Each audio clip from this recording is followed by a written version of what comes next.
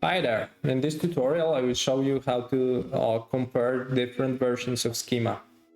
Having a big schema can be problematic. Changes in those schemas can also include order changes.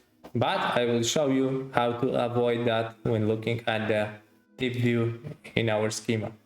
So let's take one project. And as you see, we are in graph menu. Right now, I will move to the div view. Here in the div view, I have two selects. They are responsible for selecting versions to compare. This button is alphabetic sort.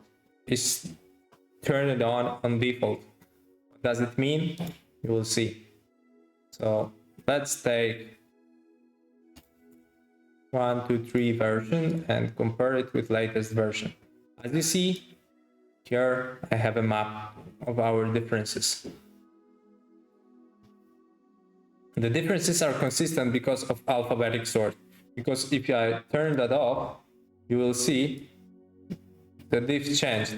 Because sometimes the developer develops a schema, they change order of nodes, and that may result in inconsistent diffs.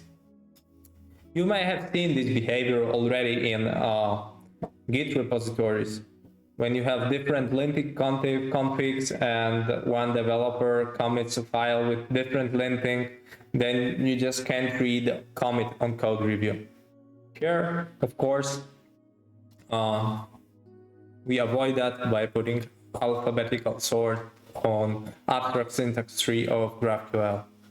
Thank you for this tutorial. In other tutorial, I can show you how to version the schema.